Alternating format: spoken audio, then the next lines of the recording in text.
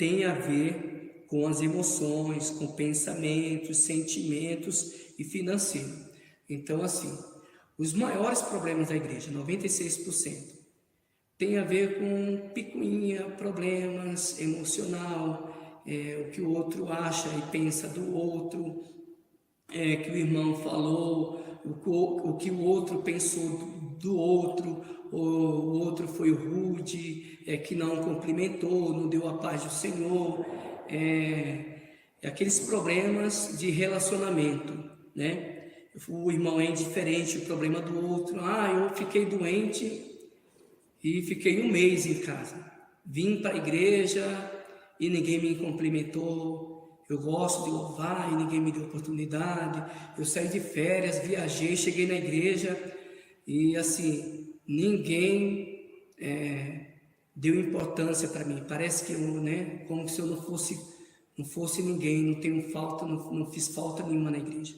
E uma coisa que eu sempre falo, a maior necessidade de um ser humano é se sentir acolhido, é se sentir amado, se sentir aceito.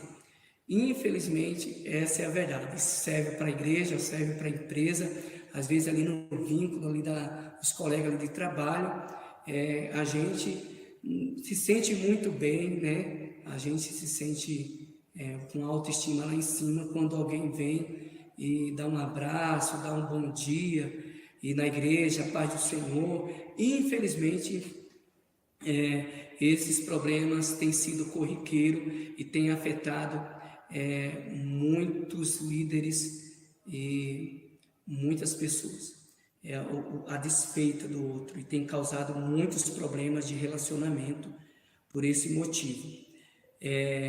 14% dos problemas de cunho nas igrejas, de cunho espiritual, ou seja, o menor problema que a igreja tem é de cunho espiritual, é aquela pessoa ali que está passando por problemas, talvez um encosto, talvez está tendo uma aflição espiritual, uma possessão, uma depressão espiritual, está ali uma coisa maligna, uma doença maligna, que a pessoa, né, ora e não surte efeito, tem que chamar a igreja para orar, para libertar essa pessoa. Então, o menor problema que a igreja tem é de cunho espiritual. O maior problema é a questão de relacionamento, emoção, pensamento, sentimento e financeiro, né? A pessoa está com um problema financeiro, a igreja está passando também, é um problema o qual que também não é muito difícil de se resolver. Nada mais justo que comentar, né, levar ao conhecimento, e ali um ajuda o outro. 71% dos líderes sofrem do SPA, Síndrome do Pensamento Acelerado. 71% dos líderes nas igrejas sofrem dessa síndrome de pensamento. São pessoas que são pensa demais, são pessoas que vivem cansadas, exaustas, estressado, não tem paciência, já acorda já de pá virada. Muitas das vezes isso acontece, desgaste de pensamento, de energia por pensar demais, né? E o que acontece que de uma certa forma essa pessoa ela vai descontar em alguém, então precisa se tratar, precisa buscar uma cura para isso aí. Vamos lá. 38% das esposas dos pastores estão em depressão, sabendo elas ou não. Esse índice ele mostra que 38% das esposas dos pastores estão em depressão. E 71% dos que estão nas igrejas estão por aceitação e não por conversão. Ou seja, 71% das pessoas que estão na igreja não estão convertidas. Convertida mesmo é 29%, é isso mesmo. 71% elas estão por aceitação. São pessoas que não foram aceitas, no meio da família, não foi aceita na sociedade, não foi aceita na empresa. Então ela vem para a igreja e de repente ela recebe um abraço, recebe um acolhimento, ela tem ali um talento, um dom, e ela é atendida a essa necessidade, né? Esse anseio, e ali ela se sente tão bem, e ela fica na igreja. Mas não quer dizer que essa pessoa está convertida, ela simplesmente ela foi aceita, ela está se sentindo bem, né? E também diz essa estatística que daqui a 15 anos, 50% das igrejas, dos evangélicos, vão assistir os cultos de casa online, pois a igreja está difícil, o engajamento entre fiéis. Infelizmente, e assim, a gente sabe que isso não está longe de acontecer. Isso não está longe de acontecer. Hoje, depois da pandemia, a gente sabe que muitas igrejas aderiram, né, a fazer live, transmissão de culto ao vivo, e essa estatística diz que 50% dos fiéis daqui a 15 anos, não vão vir mais para a igreja, vão assistir de casa, online. Por quê? Porque está difícil o engajamento entre liderança e fiéis. Está tendo, às vezes, algumas dificuldades de se manter ali o relacionamento entre as pessoas. Pessoal, estou vendo que a gente já está um bom tempo aqui, eu não vou me estender para não cansar vocês. Pelo que eu estou vendo aqui, a gente vai fazer mais umas duas lives comentando sobre esse assunto, para não se estender há muito tempo.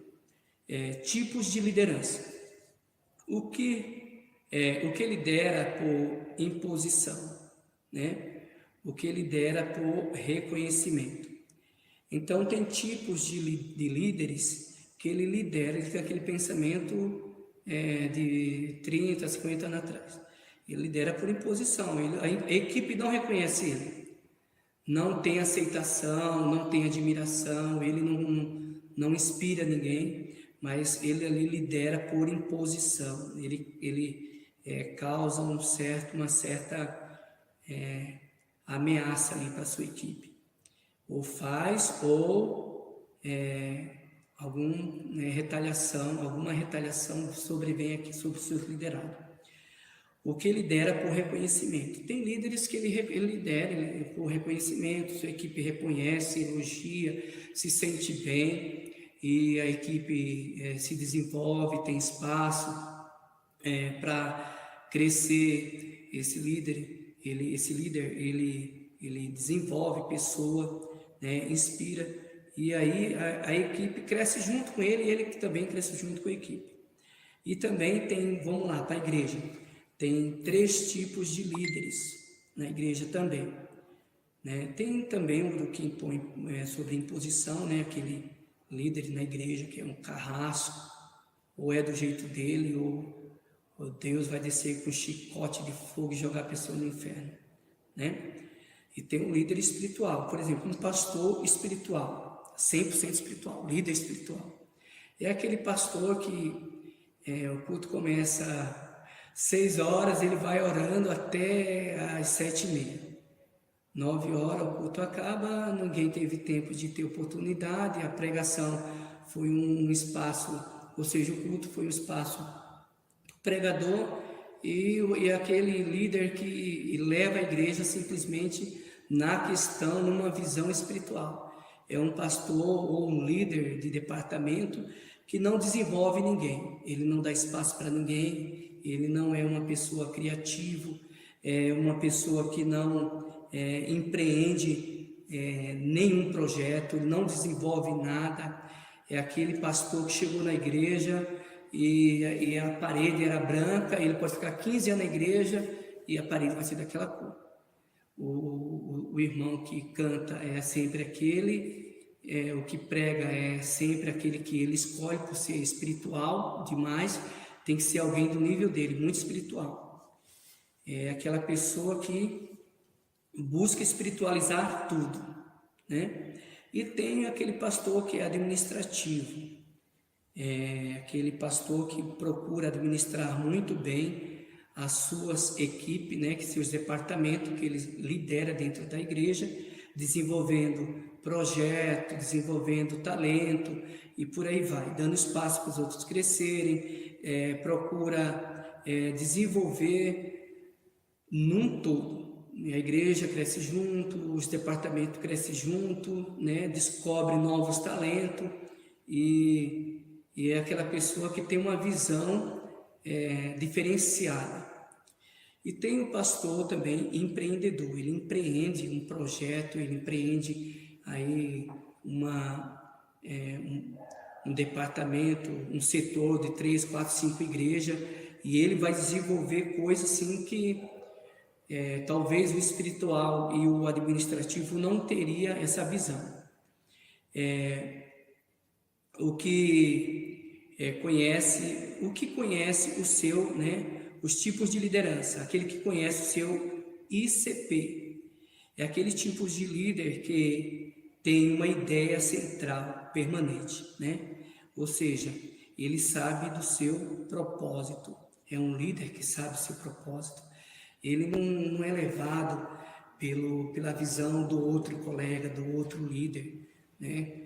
Às vezes o colega ele tem uma visão, ele tem um propósito, ele tem um objetivo, mas esse líder que tem um ICP, né, uma ideia central permanente, ele sabe onde quer chegar, ele tem um propósito, ele não vai na onda do outro, ele não fica tipo hoje querendo ser o que o pastor A é e nem querendo ser o que a irmã do ciclo de oração é. Ele tem o seu propósito, ele tem o seu perfil, ele tem os seus objetivos traçados. Até porque você é resultado dos livros que você leu, você é resultado do que você estudou, dos cursos que você fez, você é resultado das suas experiências, das histórias que você vivenciou. Então, ninguém é igual a ninguém, né? Então, cada um tem seus propósitos, tem seus objetivos e cada um sabe aonde quer chegar. Não adianta a pessoa querer copiar o fulano, o ciclano, por querer talvez ser igual ou desenvolver algo semelhante, né? Porque não vai dar certo. Líderes que são comprometidos. Infelizmente, hoje vivenciamos uma crise de líderes que não têm comprometimento com eles e nem com a sua equipe, nem com a instituição e nem com sua empresa a qual eles lideram. São líderes que estão ali numa liderança, mas que não tem uma desenvoltura, não tem um comprometimento em ser o que foi lhe proposto a ser. É uma pessoa que, por exemplo, ele está num departamento, talvez porque o pastor chamou, para não fazer feio, para não deixar o pastor talvez frustrado, a pessoa aceitou, mas está lá sendo uma coisa que não é. Um líder que não lidera, um líder que não desenvolve bem o seu papel, é um líder desmotivado, não comprometido. E simplesmente esse líder, ele tem uma mente fechada naquele mundinho dele e às vezes até ele não se sente inspirado nem pelo outro. É aquele que está ali. Talvez ele nem tenha inveja nem do outro que está se desenvolvendo, nem admiração pelo outro. Vamos lá. Comunicador. Um líder, ele tem que ser comunicador. Infelizmente, tem essa crise no meio da liderança. Líderes que chegam na igreja e não se comunicam com ninguém. Chegam nas igrejas como que lavou o rosto de manhã num pote de vinagre azedo e não cumprimenta ninguém. Bipolar. Não cumprimenta ninguém, tem dia que cumprimenta, tem dia que não cumprimenta, não tem diálogo, não sabe se comunicar com ninguém. aquela pessoa fechada, e quando vem conversar com uma pessoa, é um assunto raso, simplesmente um assunto de trabalho para atender aquela necessidade que ele veio buscar, aquela informação. Mas ele é um tipo de líder que não é comunicador, ele não sabe chegar na pessoa, ele não sabe iniciar uma comunicação. Também tem os tipos de líderes que já comentei aqui, que são competentes, ele sabe o que quer, onde vai chegar, né? Ele consegue desenvolver bem o seu papel. Tem um líder também que ele é confiável, e também tem um líder que não inspira confiança, né? Aquele tipo de líder que não transmite confiança para as pessoas já olham para eles com um olhar de dúvida, sei lá, aquela coisa assim, né? O fulano chegou, é hoje que o fulano vai fazer isso ou aquilo, e assim, não cria um ambiente saudável. E também tem o líder cooperativo, que coopera com a equipe. E tem aquele líder que não coopera, simplesmente ele dá a ordem e assim, ele não põe a mão na massa, ele não cresce junto com a equipe. É um líder que ele está ali para mandar. Ele, na realidade, não é um líder, ele é um chefe, né? Depois a gente vê a diferença aí.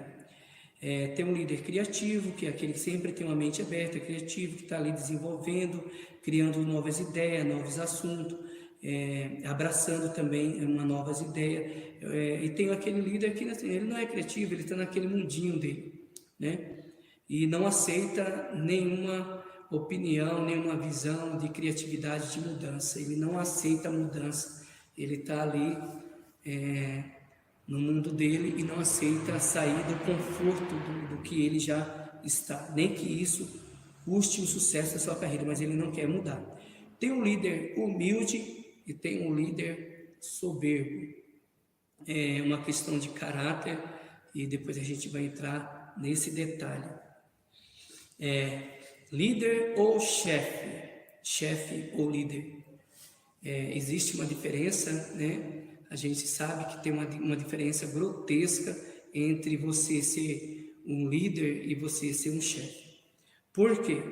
O líder, ele desenvolve pessoas e cresce juntos com a turma, né? Com seus liderados. Ele dá treinamentos, ele dá orientações. Já o chefe, ele não desenvolve ninguém. Por exemplo, o chefe, ele está ali, está desenvolvendo pessoas, orientando, capacitando, ele dá treinamento, ele procura aconselhar o camarada, ou o fiel, no caso do pastor, ou no caso dos departamentos, ali seus liderados, a se desenvolver, buscar um curso, se planejar para o futuro e tal. O líder, ele faz isso, o chefe não. O chefe, ele não desenvolve ninguém. O chefe é aquele tipo de líder que ele pode ficar 10 anos na sua função de líder e se ele sair, ele não deixou ninguém capacitado. Ninguém sabe ligar aquela máquina, ninguém sabe fazer o que aquele líder fazia. Por exemplo, o pastor.